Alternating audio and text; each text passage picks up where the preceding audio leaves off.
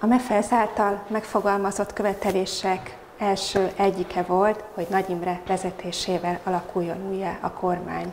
Miért? A műegyetemi pontok, amikor elnyerték a végső formájukat, radikális politikai változást tűztek ki célul.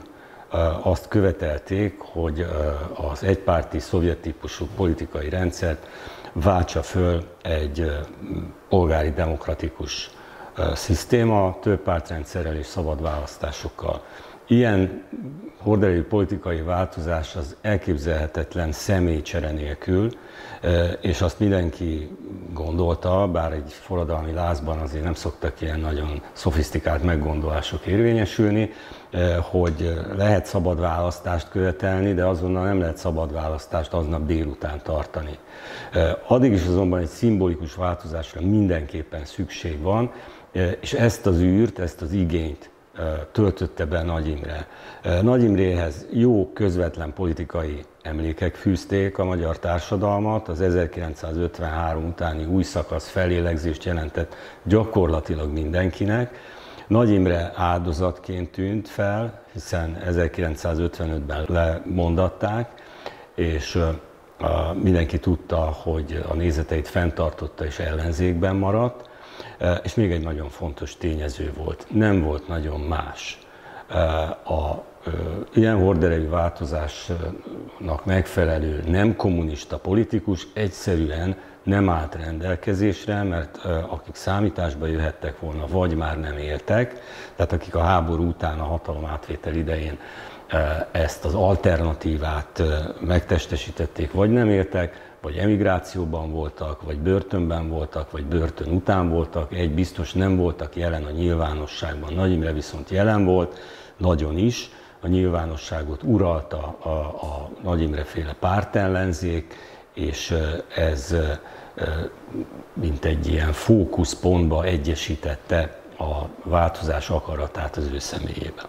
Hogyan jutott el Nagy Imre az október 23-i beszédtől az egész népet átfogó és egyé forrasztó nemzeti demokratikus mozgalomig?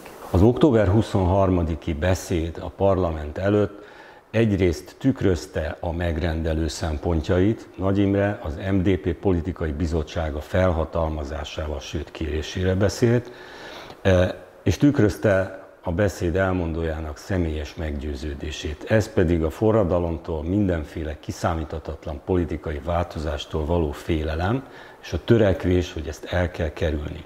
Nagy Imre beszédének lényege, amit nem teljesen így mondott el, ahogy leírta, az volt, hogy a változásokról majd a párt és a kormány gondoskodik, ezt ő is úgy gondolta, hogy az ő vezetésével, azonban addig is mindenki szépen maradjon nyugton, menjen haza, és várja ki békésen a fejleményeket. A beszéd fogadtatása kedvezőtlen volt, a elvtársak megszólítást a tömeg kifütyülte, és többször nem tetszését nyilvánította a beszéd megnyugtatónak szánt fordulatai fölött is.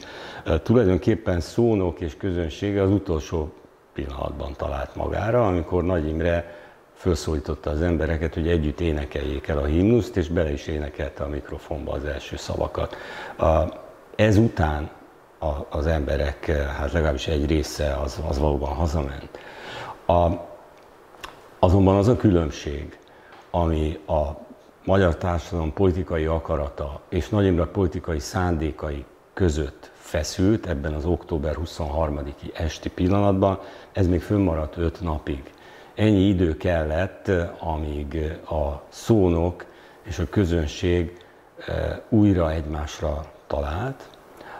Október 28-án az akkor már 3 napja legalábbis papíron létező Nagy Imre kormány nevében a miniszterelnök előterjesztett a rádióban egy kormányprogramot, amiben bejelentette, hogy a forradalmi követelések egy részét elfogadja, hogy tűzszünetet rendel el, hogy a szovjet csapatok kivonását kezdeményezi, legalábbis tárgyalásokat, és ami rendkívül fontos volt, visszavonta az ellenforradalom minősítést, és megszületett ez a közbülső formula, ami még nem mondta, hogy forradalom, hanem az, hogy ami történt október 23-án majd a következő napokban, beleértve a fegyveres felkelést is, az mind része az egész népet egységbe kovácsoló demokratikus tömegmozgalomnak.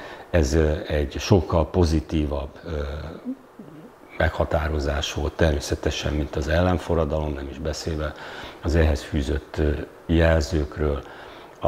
Azt is lehetővé tette, hogy a következő napokban ez a távolság az október 23-i beszédet elmondó Nagy Imre és a magyar társadalom akarata között tovább csökkenjen, és végül a kormány azonosuljon, és ő maga személy szerint is azonosuljon az október 23-i követelések mindegyikével, sőt azokkal is, amik ezután merültek fel.